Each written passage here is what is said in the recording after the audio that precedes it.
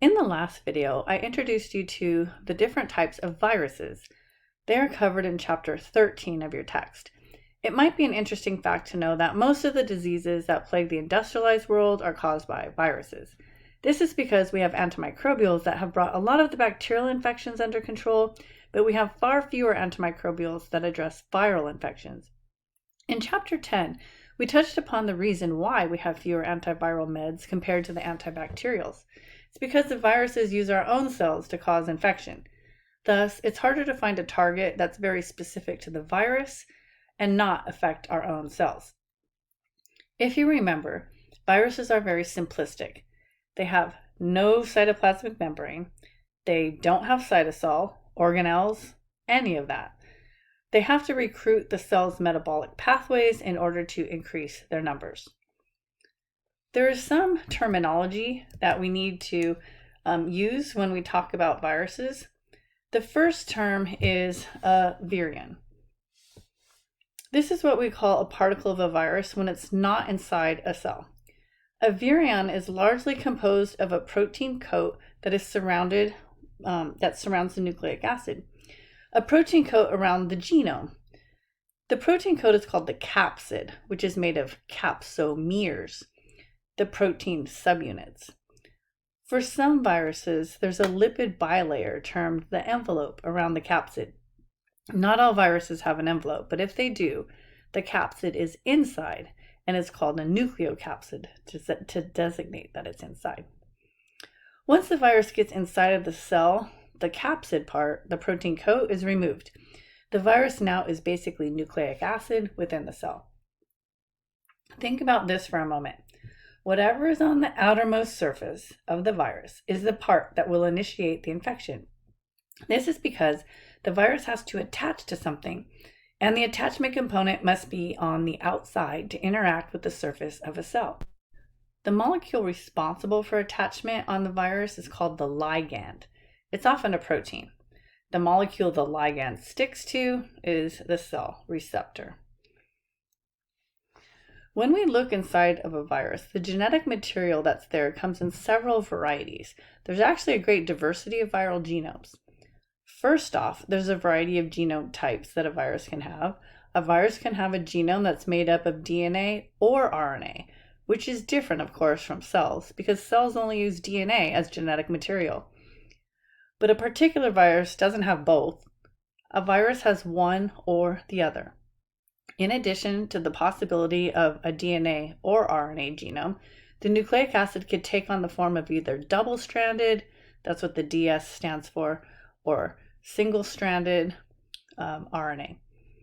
The type of genetic material inside the virus is used to broadly classify them. They put them into categories based on the type of genomic material they have. On top of that, the organization can be segments of nucleic acid that are linear or circular. The genome might have only one, or there might be several different parts making up the viral genome. Of course, the genes themselves within the genome are very different when you compare different types of viruses. Viral genomes tend to be really small compared to even small cells like bacteria. A virus will only infect specific types of hosts. The specific host might be a specific type of animal, and within that animal, a specific type of tissue cell. The reason for that is if you look at the interaction that has to happen to initiate infection, you're going to have a virus protein interact with some sort of receptor on the cell. The viral ligand binds to the cell receptor. That's a specific interaction. Not every animal tissue or cell type is going to have that particular receptor. If the cell doesn't have the receptor, the cell can't get infected by that virus. That's the reason why if you have a terrible cold and your dog licks your face, your dog doesn't come down with the cold. The cold virus can't attach to the types of cells that they need to initiate the infection. Of course, that's not true for every virus. Some can transmit from animal to human and human to animal. In a future chapter on infectious disease, we'll revisit this concept of zoonoses, diseases that come from animals to humans. It's that initial interaction between virus and cell that is really important. Some viruses are very specific to a specific animal cell, and some are more general. Again, it relates to what that receptor is on that cell type. It depends on how broadly that receptor is located in the host or hosts that the viral ligand can bind to, and thus the cells the virus can infect. Viruses come in a variety of sizes, but they tend to be a lot smaller than even something like an E. coli cell. This figure from your textbook gives you an idea of the scale of these things. You can see the size of a red blood cell here. In life, an intact red blood cell is about 10 microns in diameter. If you remember drawing them in lab, they may have been slightly smaller because they got heat fixed and shrunk up a little bit, but living red blood cells are about 10 micrometers across. E. coli would maybe be 2 to 3 microns in length. If you look at the viruses, they're very much smaller than that. A pox virus tends to be on the larger size for a virus.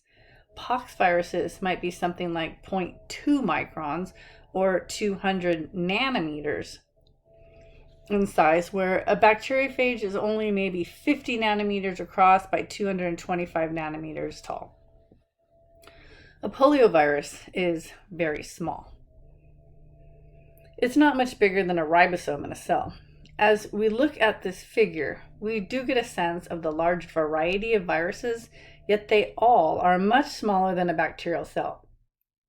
You can't really see them when using a bright field microscope, like those used in the lab. A virus can only be visualized with an electron microscope. A capsid, the protein coat, is there to provide protection for the nucleic acid. In some viruses, the capsid is the outer surface, but in other viruses, the capsid is internal to the envelope. Remember, the capsid is composed of proteins, and those subunits are called capsomeres. A capsid within an envelope is designated a nucleocapsid. A lot of viruses might only have one protein in the capsomere, but others may have several types of proteins that make up that capsid. There's also a variety of shapes that these capsids can take on. A helical arrangement is shown here. You see that the proteins can spiral around the nucleic acid and it forms sort of a helix. In fact, the SARS-CoV-2 virus, which is the virus causing COVID-19, is a helical type of nucleocapsid shape since it does have an envelope. Polyhedral viruses take on a more complex shape. They make a many-sided three-dimensional structure.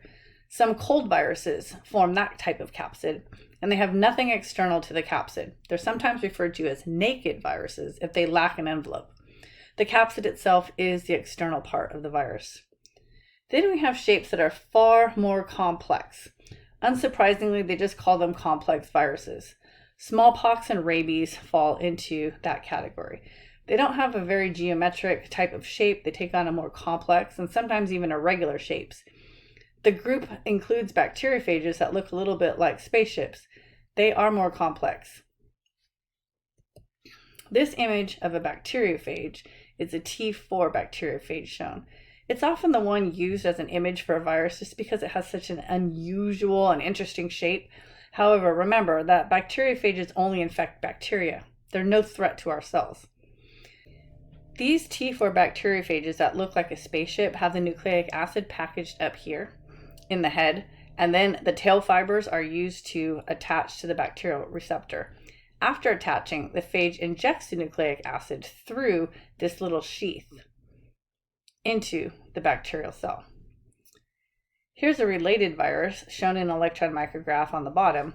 This bacteriophage lacks tail fibers, but it still has the ability to attach and inject its DNA through the bacterial cell wall.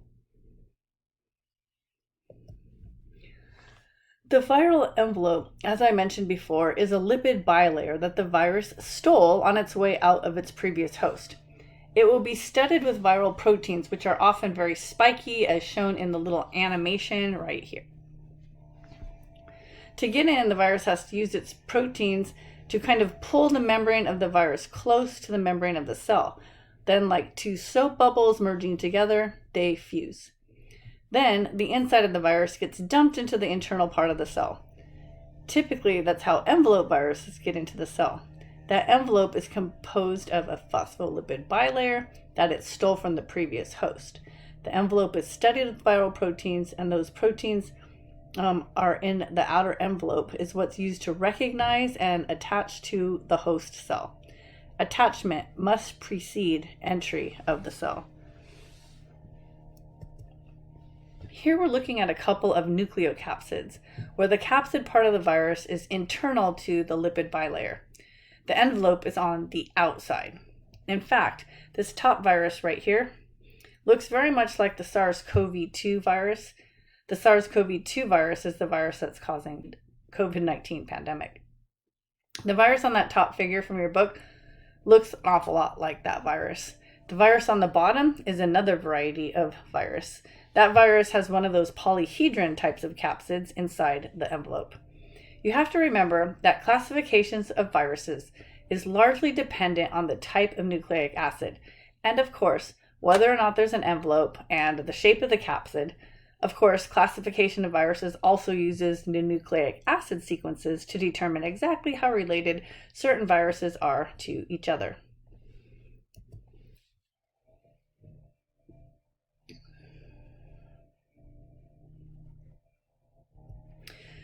This is a table from your book that does not need to be memorized. I'm using it to show you that you may recognize some of the viruses. You can see how they relate to other viruses. For example, the pox virus is where smallpox is listed. That's the only infectious disease at this point that has been completely eradicated by humans with vaccination. This was possible because it was a human-specific virus. Vaccination was able to completely eliminate the infection from spreading person to person and thus eliminated it from the planet. So far, it's the only one. Notice that other DNA-type viruses include the viruses that cause chickenpox, mono. That disease mono, you may have heard of it, Epstein-Barr virus. This causes kissing disease, mononucleosis, or mono. The various herpesviruses, both the genital and the one that causes oral herpes, is here too. These are all different viruses with DNA-type genomes. If you look through this table, you might be able to say, oh yeah, I recognize that. The RNA viruses include the coronaviruses. There are some coronaviruses that have been circulating for a long time that cause something more like the common cold.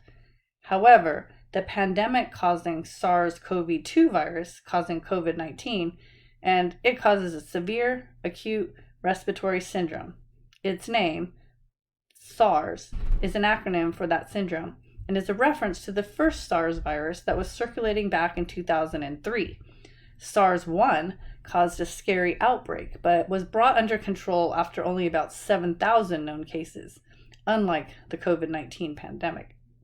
So, if you look at this section on RNA viruses, you ought to see some names that you also recognize, like polio, hepatitis A, influenza, which is the flu, and there are viruses that have an RNA genome. Again, this is not to memorize, it's more for your information and to realize that some of these viruses are somewhat familiar. I think it's time to end this chapter 13 mini lecture. We'll pick up the next part with the next video.